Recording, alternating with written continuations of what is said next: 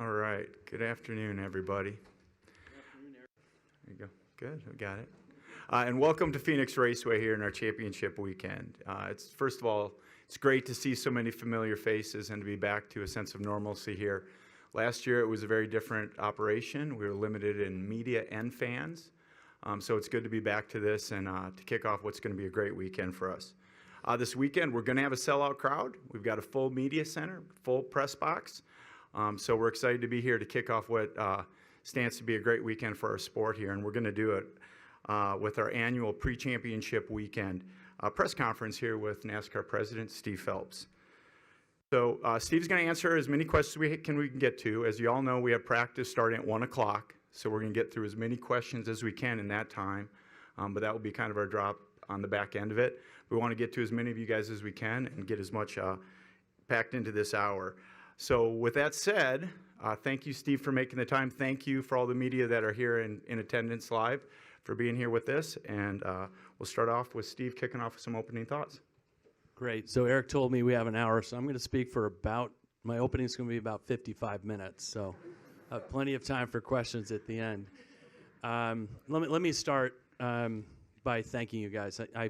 This is my 2018, 19, 20, my fourth time addressing our media corps for a state of the sport at season end. And I always start by thanking you. And I'm going to do that again today because you all, whatever outlet that you represent, whatever medium that we're using or that you are representing, you are the ones that bring the storylines to light. You are the ones that bring the characters in our sport and bring them out and bring them to life, right? And you are a very, very important part of our sport. So I want to thank you for all you do. We have a long season. I love the length of our season, but it's not easy, right? And you guys represent yourselves and your outlet and this sport for many of you, 12 months a year and other as you're following the circuit. So I want to thank you. Second, I want to add my congratulations to our drivers in our 4 national series, as well as the ARCA West series that we'll race this weekend. I think we've got some very deserving drivers in all 4 series, but certainly as we talk, and we'll mostly talk about our national series here, I think we've seen some incredible racing, but the drivers for the Camping World Truck Series, the Xfinity Series, and the NASCAR Cup Series, I believe are very deserving to be here, and I wish them well.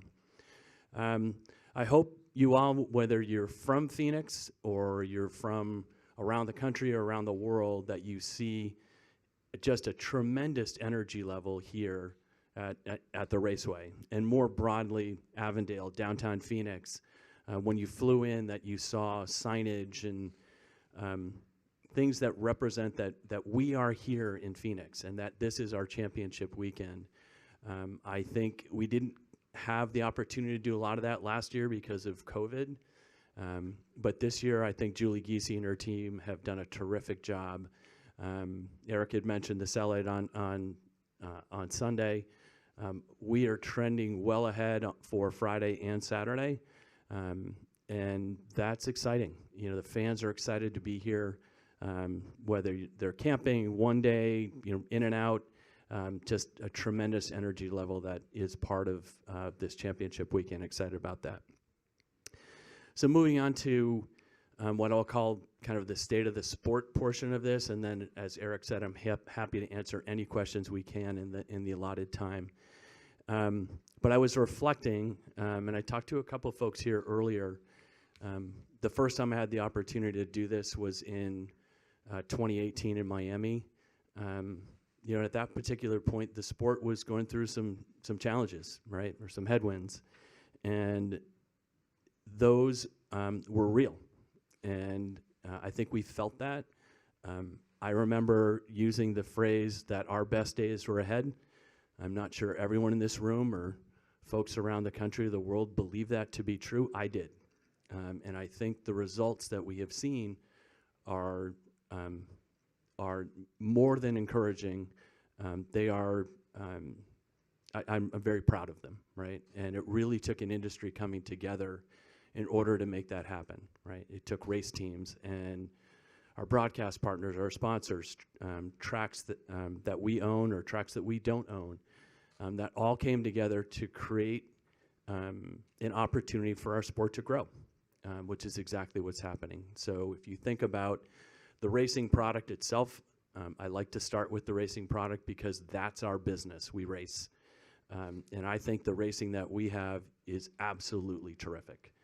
And if you do it from either an eye test or emotional test, or actually the data would suggest that we've had one of the best, if not the best, racing competition level in the history of this sport. So you look at green flag passes for the lead, and I think it's the second since 2007, the most passing throughout the field that we've had ever. These are, you can feel it, right? Great storylines that are coming out of it as well. I would say the drivers right now are up on the wheel more than any other time in our history throughout the field, and it's exciting. So how does that translate to engagement? Our digital and social numbers are the highest they've been since 2015, and we continue to add on the social side. And that we feel that energy level and that excitement level throughout the digital and social channels. Television, which gets a lot of focus, we are the most stable television, the most stable sport on television since 2018. No other sport, none, can match what NASCAR has done from a stability standpoint with our ratings. And if you consider our share numbers since 2019 in our Cup Series is up 18%, which is hard to do at this point. It's just hard. And then you look at our ratings for Xfinity and our Camping World Truck Series, they're up double digits. And the share in both of those series are up 25 to 30%. So we are having a moment as a sport. It's important that we keep it going, which is exactly what we're going to do. We're going to continue to invest. We're going to continue to collaborate with the rest of the industry to continue the growth that this sport is on. One thing I did want to touch on, and I think it really is kind of reflective of our sport and why this award is so important. We're a sponsor-centric sport. So a lot of folks really kind of just consider the kind of the reporting out to be the sport portion of any sport. Given the importance of sponsorship to our community and to NASCAR overall, the race teams, the racetracks, for NASCAR in 2020 to be honored as Sports Business Journal League of the Year, I think speaks volumes to how far the sport has come. And every single person who's part of this industry, including the folks in this room, were part of that. Last year wasn't an easy year, but we persevered, and frankly, we are a far stronger sport today than we were pre-pandemic. And I would argue with anyone who would say otherwise. Then as we look forward into 2022, obviously we've got a significant change that's happening in the sport, which is the car that we're going to drive. The next-gen car is an important part of the future of where NASCAR is going to go. And it really hits on a lot of different important things for this sport, whether you're talking about relevance, you're talking about styling, you're talking about bringing this car to a place that, frankly, the existing car can't bring us to. The technology in the car, the data that's going to spin off that car, all designed to enhance the fan experience. And that's what I think is going to happen here. And it will create some opportunities for race teams to be competitive for a long time. And I think the racing itself is going to be one that is it's going to continue the momentum that we've had from a racing standpoint and a competition standpoint. Is it going to be exactly like it is today and significant number of passes for the leads and throughout the field? I don't know. But I do know that our race teams, our drivers, our OEMs, our own competition people will make sure that this is going to be the best racing we've ever had in this race car. So with that, I will open up for questions. All right, great. Gang, we got 2 microphones we're going to bring around. So if you have a question, please raise your hand and we'll take it around to you. We're going to start out with Jim Utter, and then we're going to Nate Ryan, and then Bob Pockris. Jim Utter, motorsport.com. 2 questions. First, kind of off what your recent comments about the sport being stronger since pre-pandemic. The beginning of the season also featured a vast restructuring of the Cup schedule that had been planned for a long time, and the continued development of the next-gen car. I was just wondering, and one of the networks, even used the slogan, best season ever. I just wondered, looking back at this season so far, how much do you feel that the schedule actually transformed the Cup Series? Yeah, it's a good question, Jim, and I should have addressed that in the opening, but I appreciate you bringing it to the group here. I think schedule variation is critical for the success of the sport. I think you saw really strong results from schedule variation, whether you're talking about COTA, you're talking about Road America, you're talking about even format changes like Bristol Dirt, right, which might as well have been a new venue. And so Ben Kennedy and the team put together the most aggressive schedule we've had in 50 years. I think it worked. If you look at attendance, was fantastic at all of the new venues. I thought the racing was really good at all the new venues.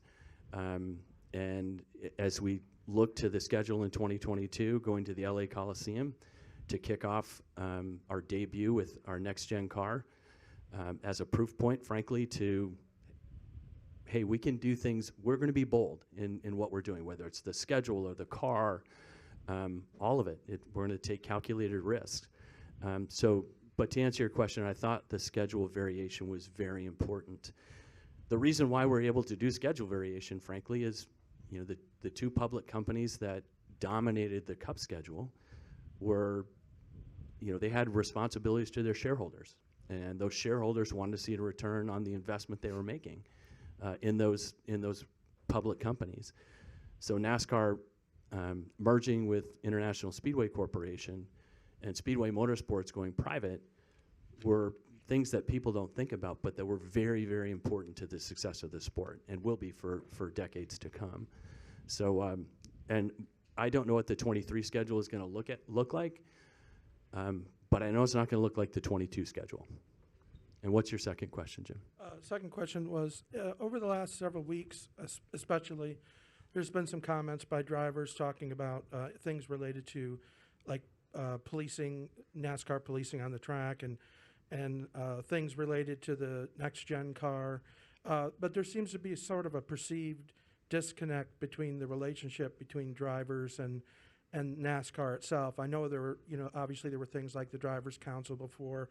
I just wondered how you view the current relationship between the drivers and, like, the NASCAR executive, sort of speak.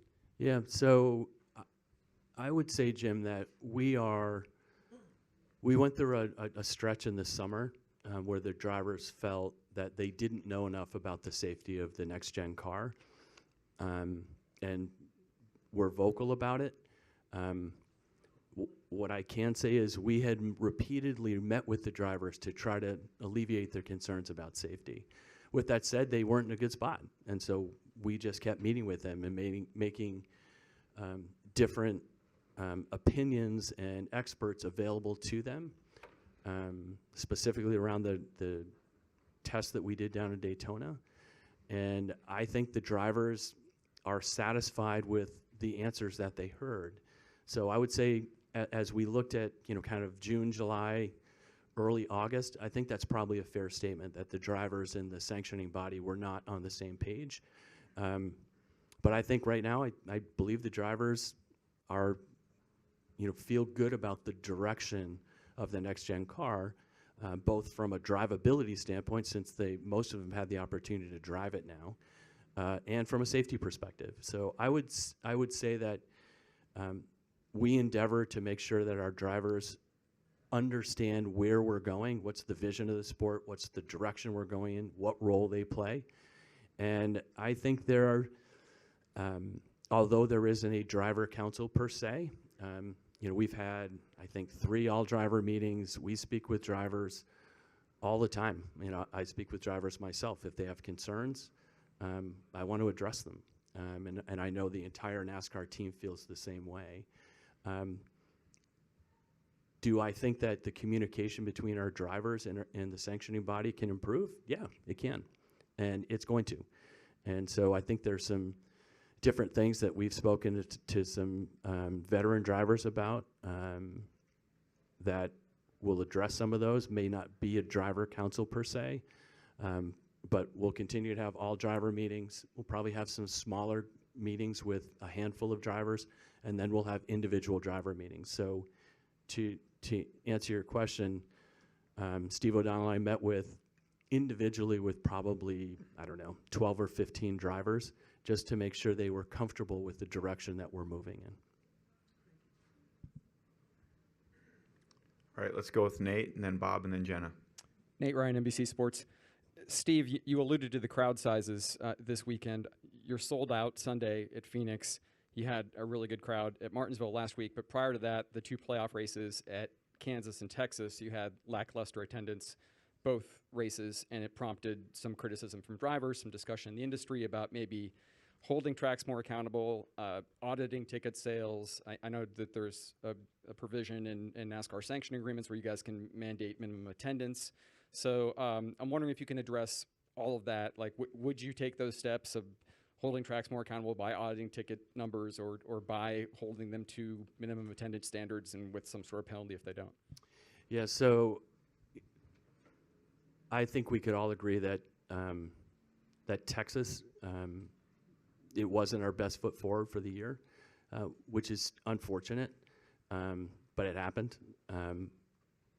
Specifically around Texas, we are going to work with Speedway Motorsports to determine what's happening in that marketplace, and then what can we do collectively that will help ticket sales in that marketplace. And so we've got a group that we've put together that includes Speedway Motorsports folks and includes people at NASCAR to address what I would suggest would be an unacceptable level of tickets sold in that marketplace. And obviously the facility is massive. It is a huge facility. And so I think it exacerbated an issue that existed there, which was they didn't sell enough tickets. And then as it relates to Kansas, Kansas is a track that NASCAR owns. I thought we were going to see an incredible crowd at Kansas based on the number of tickets that we sold. We sold a lot of tickets. It was above 80% of the capacity, which, at this particular point, I'd take 80 plus at most of the facilities that we have, at least right now. We are trending towards increases. Unfortunately, we only scanned 60% of the tickets going through the turnstiles because weather was challenged that day, or was supposed to be. I'm actually frankly surprised we got the race in based on where the forecast was.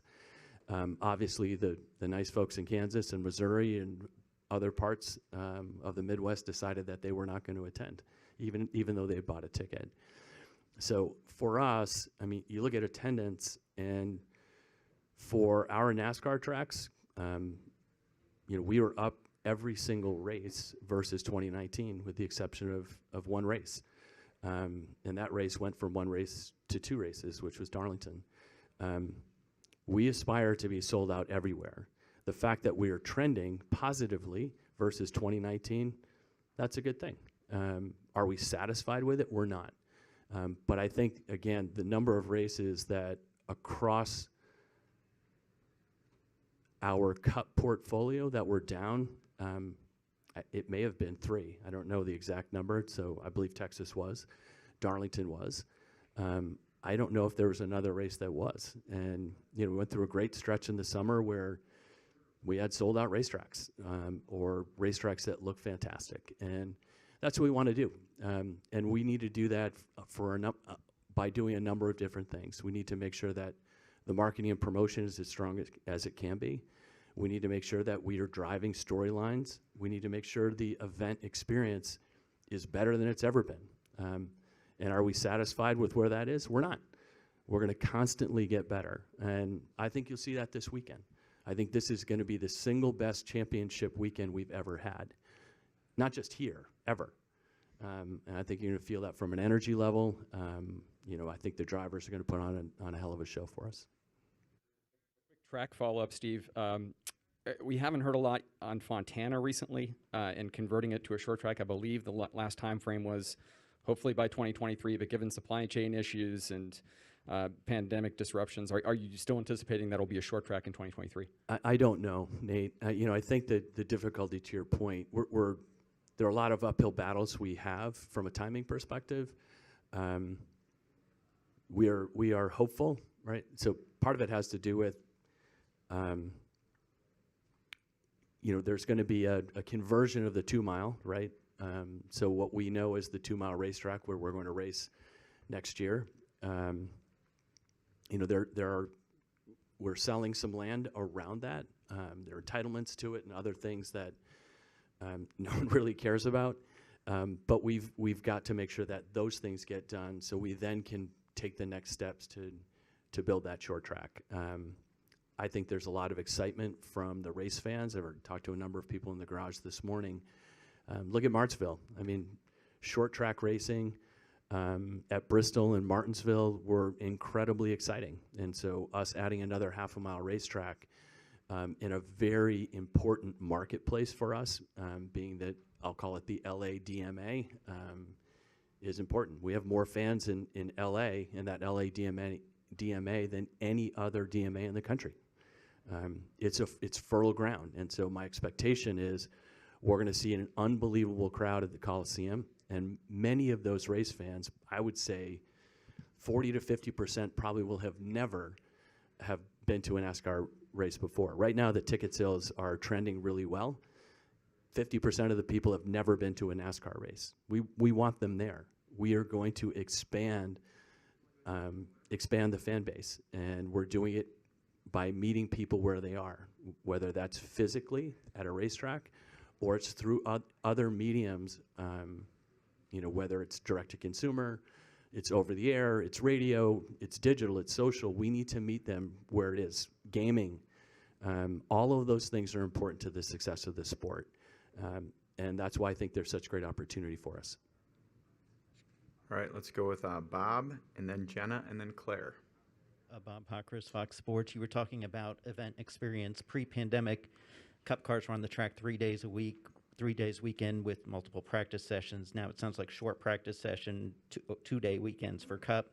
What are you going to do to make sure that fans want to come to the track for a full weekend, and what is the driver's role in that? Listen, I think it's everyone's role, Bob. Not just the drivers. Do the drivers have a role? And of course they do. They're the stars of the show. And so we need to make sure our drivers understand the role that they play.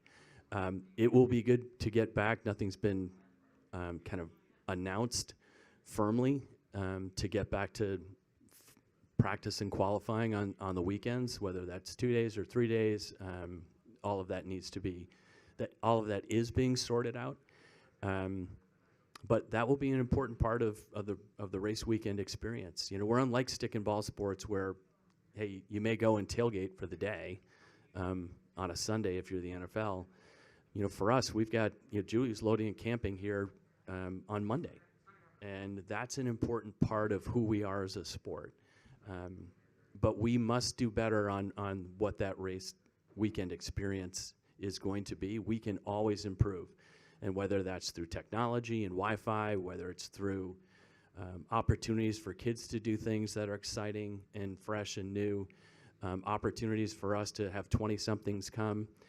What I would say, even in a limited scope that we have in terms of what the race weekend experience looks like, if you walk around the garage, you walk around the grandstands, you walk around the midway, we are seeing more young people come to the racetrack, more families come to the racetrack, more people of color that are coming to the racetrack, and that's exactly what you want. If you're a brand, you want to make sure you're refreshing your brand with new people who are coming into your franchise, and that's what we are seeing. And I also want to check on Jay Fabian. What is his current status, and do you expect to have a new Cup Series director next year? I don't know what the status of Jay is at this particular point, Bob, and I can't comment on what the future is going to hold for Jay. All right, let's go with Jenna, then Claire, then Jordan. Thanks. Hey, Steve. Brandon Brown won his first race this year, and it's quickly been overshadowed by what's become a clearly political chant. I'm wondering how NASCAR feels about being associated with that, and now it's popping up on shirts that look like NASCAR logo. If that's something that NASCAR is pursuing stopping. So it's an unfortunate situation, I feel for Brandon, I feel for Kelly. It is, I think unfortunately it speaks to the state of where we are as a country. We do not want to associate ourselves with politics. We don't want, the left or the right. We obviously have, and we've always had as a sport, tremendous respect for the office of the president, no matter who's sitting. And I think that it's an unfortunate situation. Do we like the fact that it kind of started with NASCAR and that is gaining ground elsewhere? No, we're not happy about that. But we will continue to make sure that we have respect for the office of the president. With respect to the trademarks used on that statement, to the degree that they're using a NASCAR logo or NASCAR bar marks, we will pursue whoever that is and get that stopped. It's not okay.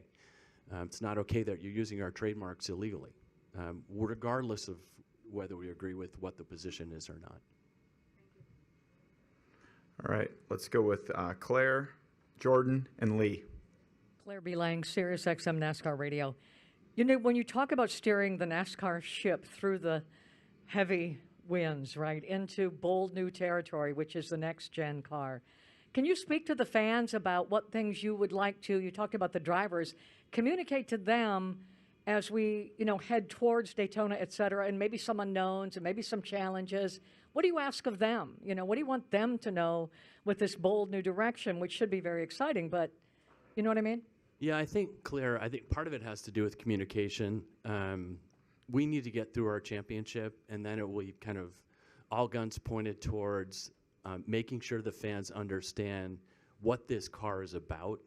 So you look back in May when we did the full unveil, one of the best days on social and digital that we've had all year. There is tremendous interest from the fans for this race car. So I think it's really, the car, frankly, is for them. And that's why it was developed. And there are other byproducts of that that are going to be positive for this sport. But it really is bringing NASCAR to a new era. It is really, as I see it, this car looks so good, and it looks like the duplicate of a souped-up showroom car. And I believe the statement, putting the stock back in stock car, is a good phrase for us, frankly. It's what the fans have been asking for. You don't need to be a manufacturer to produce this car. You need to assemble the car smartly, right? And then have enough leeway in what that's going to be to put on great racing. And I think that's what we're going to see. Veiled, are there things that people have to be patient with that might not happen right away, kind of thing, even though it's a great new direction? Yeah, I think, listen, there's a couple of things that, from a technology standpoint that will evolve over time. What we don't know is, I think the maximum number of cars we've had on the racetrack at one point is 21 or 22.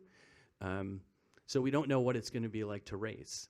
But I think, to me, that's exciting. And you're going to do that at two incredibly iconic facilities, the LA Coliseum and then Daytona for the 500, or that 500 week. So I think it's, if I'm a fan, this is a good time to be a fan of NASCAR, in my opinion. All right, let's go with Jordan, then Lee, and then Michelle. Jordan Bianchi, The Athletic. Steve, I know television contract negotiations haven't begun yet, but looking ahead a little bit, the NFL is going to have a game exclusively on Amazon.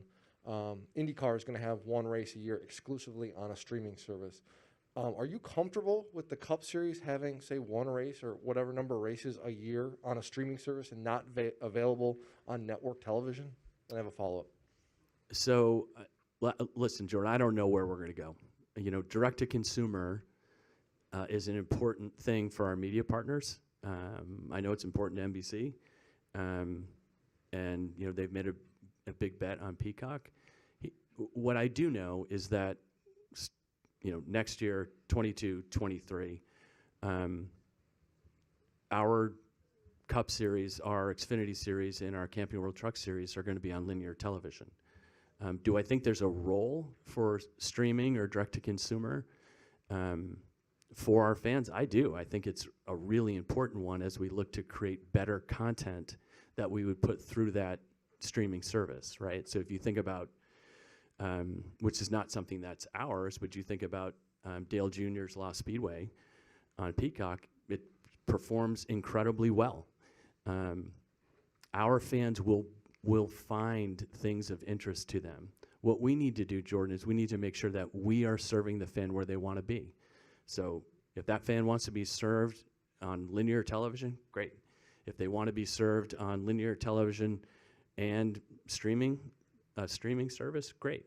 If they want to be on linear television or not, or maybe it's just streaming, maybe it's just digital and social, wherever it is, we need to meet that fan where they are. And I think that we've got opportunities there. So I can't speak to other sports, but I know for us, at least over the next 3 years, linear television is going to be an important place for us. Begin these TV negotiations and you see what other sports leagues are getting for their rights. Do you anticipate NASCAR is going to get more than it received for its last television contract? I would say that we are positioned well to have a good media rights discussion with Fox and NBC. If I started off talking about us being the most stable major sports property, it's just a fact. The numbers are what they are. Could I have said that in 2018 and been completely honest with you? Probably not. But what I do know about 2022, based on the way this schedule is going to go, we are going to have our most successful year on television than we've had in a long, long time. It's going to happen. And assuming that weather is our friend, we have a tremendous schedule that we've put together, and I think it's going to yield significant results for us. And if you consider that next year is the last full year before we start our discussions with our media partners, that's a good thing. All right, let's go to Lee, then Michelle, and then Jerry. Thanks for joining us, Steve. Asked your two predecessors this, and they seem to be pretty high on the fact that a new manufacturer would be coming in, and I think there's more than a buzz going around the garage right about now about Dodge. And, you know, if they were to sign on the dotted line, say, you know, or if they have already, you know, clearly I don't know the answer to that, but how long could we expect to see another manufacturer on the racetrack? You know what, Lee, there are some discussions that are certainly going on with other OEMs or new OEMs that would come into the sport. Our three existing OEMs are happy about that. Our race teams are happy about that. We're happy about that. It's been widely rumored that Dodge is one of those or closest. I won't confirm or deny that. It is important. We've made no bones about the fact that we want to have a new OEM in our sport. I think we got delayed with the pandemic. With that said, we are an attractive place, I believe, for OEMs to come into the sport, and now is an important opportunity for them to do that because of the next gen car. I also believe that the fact that the sport is growing and has a relevance that it hasn't had in decades is causing some real interest from other OEMs. So nothing to report at this particular point. It is important. I would suggest that things are progressing, or I would say that things are progressing. And when we have something to announce, we will. And after navigating the pandemic so masterfully, when we get, if things stay the course with COVID, over the next however many months, do you anticipate speed weeks looking like probably the most normal speed weeks we've seen in the last 2 years? I certainly hope so, Lee. I think that, if we continue to trend the way we're trending now, I think we absolutely will have that. And I won't get into the exact numbers that we have from a Daytona 500 speed week standpoint, but we haven't seen advanced ticket sales like this in decades again. So people are feeling like we're going to have some normalcy, but I also think it speaks volumes to where the sport is, and people want to come out for big events. We're going to see it this weekend. We're going to see it around the 500. We're going to see it around the Coliseum, and it's exciting. All right, let's go to Michelle, then Jerry, and then Alex. Hi, Steve. There's a Barstool ad outside that window. There's often a Liberty University sponsored car on the track. How do you think NASCAR, its teams, and its tracks should respond when its sponsors are involved in sexual assault allegations and scandals? So the Barstool reference and the sign out here, we have a very large relationship with Penn National Gaming, which bought Barstool. So we actually had a partnership with Barstool several years ago, which we ended a couple years ago. And so the Barstool relationship in sports betting specifically is an important part of, or sports betting is an important part of where I think all sports are going, including ours. But I think that where Penn is and their relationship with Barstool, because they own them, that will be their decision about what they do. With respect to Liberty, I don't know a lot about that situation.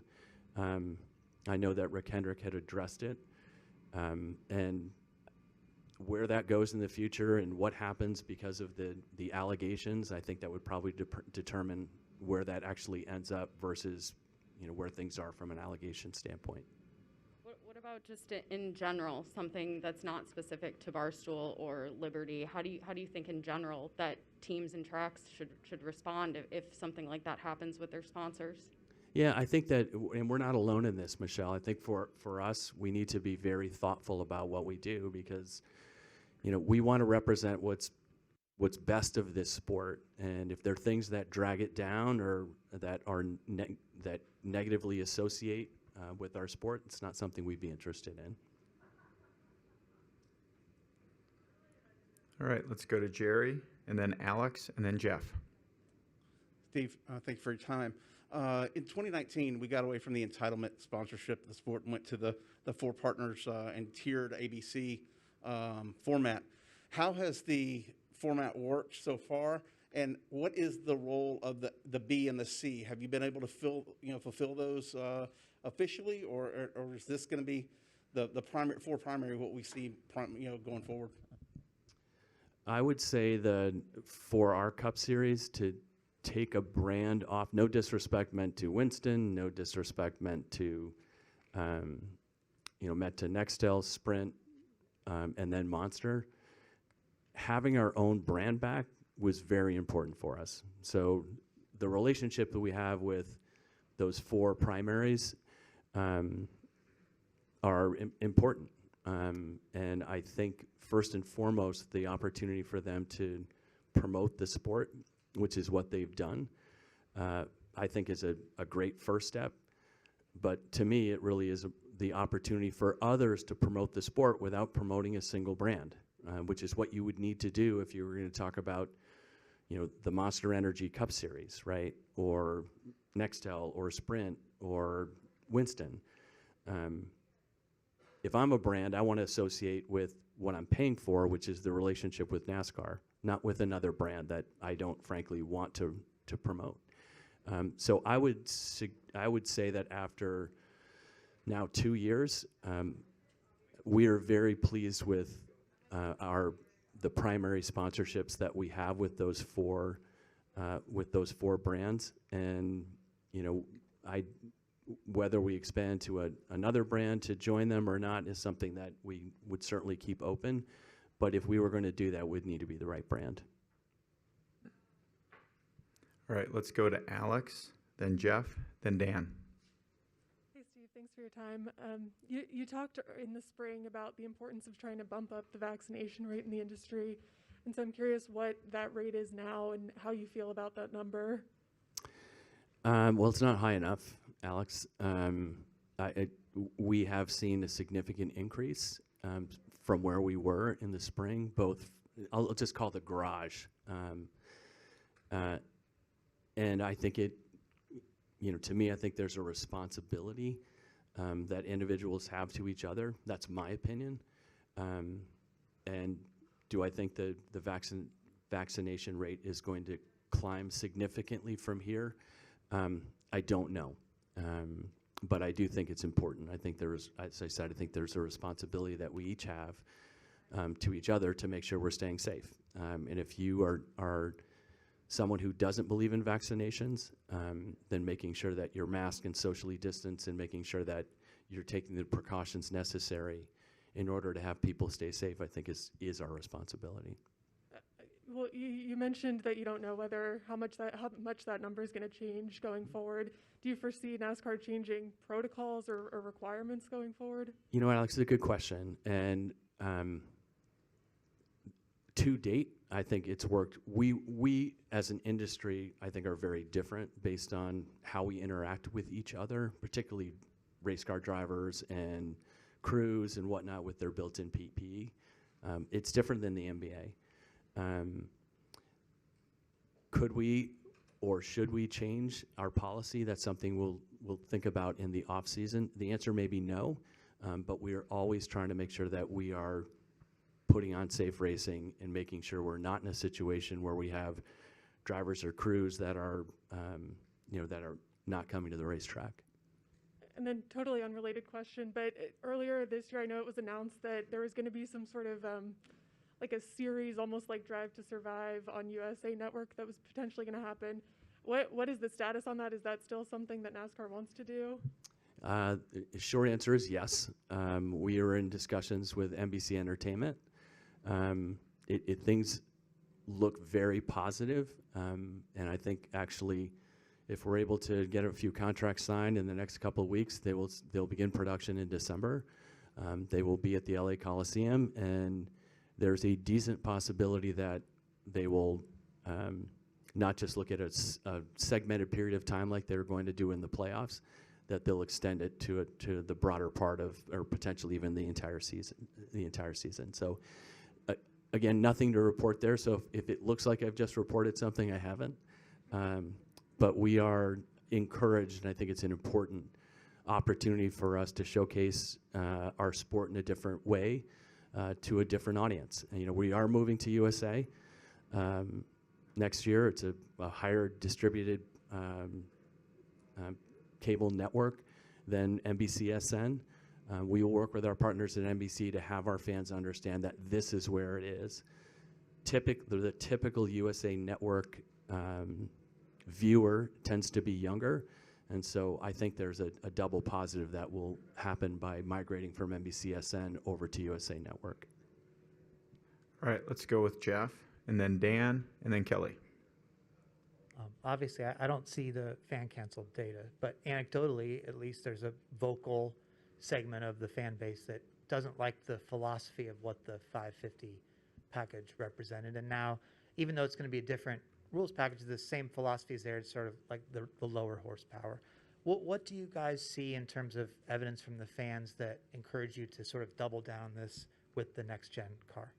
Jeff, I think, again, I would look at it two ways, right? I would look at it, as I said in my opening, optically, what do you see? Do you think the racing's good or not? Our fan council data would suggest that the answer is yes. Is there a vocal minority that says that they don't like, a 550 horsepower package? They want to see 750 plus? Absolutely. Then I would go back past the kind of the optics test or the eye test. I would go to the data. And the data would suggest that we have better racing right now than we've had arguably ever. When you are at a 550 track and you have a restart, I mean, it is wild. And these drivers are up on the wheel and they're making moves that it's incredible. I frankly don't know how they do it. Certainly not something I would do. They're incredible, and I think they're putting on some unbelievable racing. So I've said it before, Jeff, and I know that seems convenient, but we're not going to make every race fan happy. I wish we could. I really do. But what one person likes, another person doesn't. And so what we're trying to do is we're trying to look at the number of people who are saying, or the maximum number of people who are saying, I really like that, and give them more of what they're getting. So, and if you look at, and I think we've responded, frankly, to what the fans have had to say. So fans said they want more road courses, we get more road courses. And fans said they want more short tracks, and I think that will be people bang that drum. We'll do our best to find short tracks that can satisfy them, that can host cup races like, what we may see in the future in Southern California. All right, let's go with Dan, then Kelly, and then Dustin. Dan Gelson, the Associated Press. Steve, on-track etiquette and drivers policing each other or not is an issue again in all three series. What are your expectations for how you see each three of the championship races being run this year in regards to that topic? And yesterday, Denny said that NASCAR doesn't really get involved, but then they have to police themselves. But it seemed like he got involved with Chase and Kevin. What's your role, NASCAR's role in what's happening on the track? Yeah, I think I'll address the Chase and Kevin thing. So we did meet with the driver, actually met with both drivers. Met with the drivers initially together, and then widely reported that there was a Zoom deal that O'Donnell had addressed the folks with. What we wanted to just remind them is that we're not going to put up with behavior that is not good hard racing, right? And so if you want to take it to a different place, then there are going to be significant penalties that'll come with that. And it was just a reminder. I think that, Kevin and Chase certainly understand where we are. I think they agree with the fact that we went ahead and did that and talked to them both about that. With respect to, Denny's other comments about drivers policing themselves, I think that's right. He addressed something yesterday where he said, hey, there's a lack of respect out there. I think there are drivers that disagree with him, and that's okay. And I will say this, I think the racing right now and drivers that are racing hard with each other, it's good for their sport.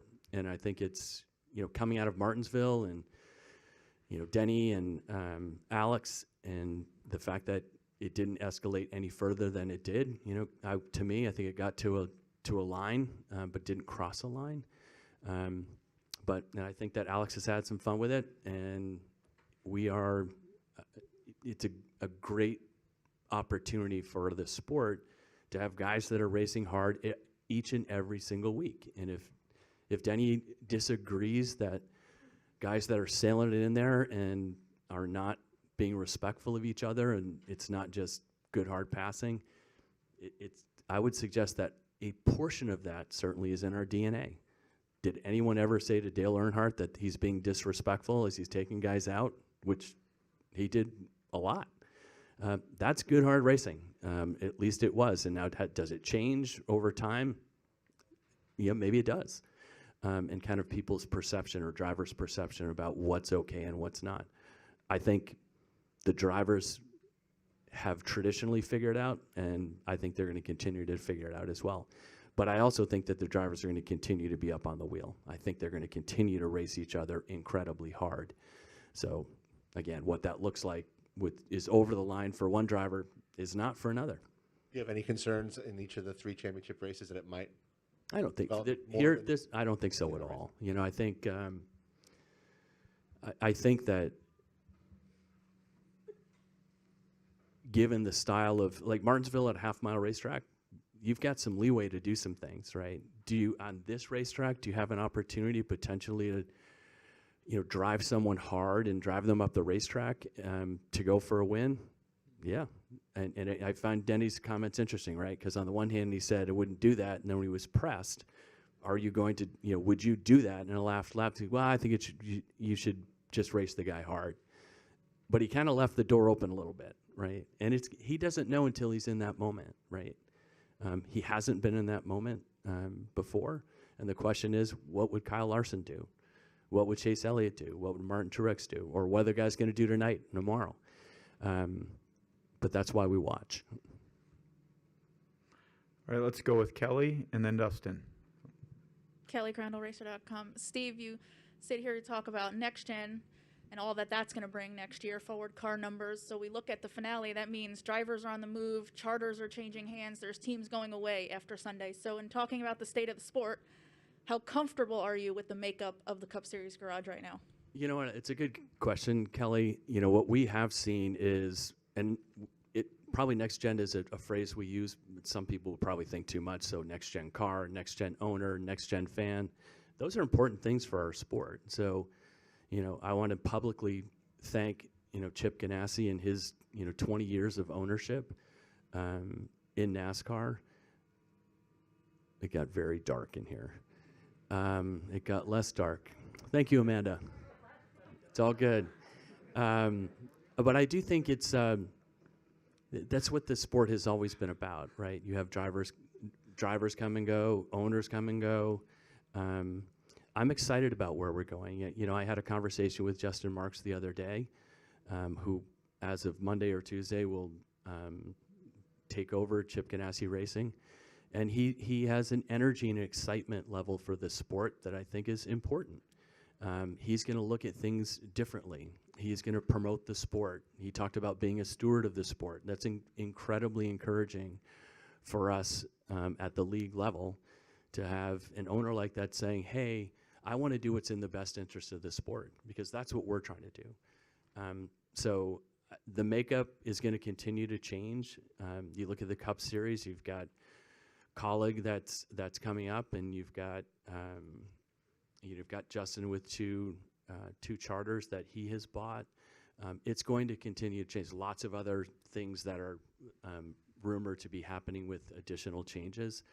I think it's good for our sport. I really do. I think it's healthy to infuse it not just with new fans, but new ownership, new brands that are coming to the sport. We're seeing all of those things.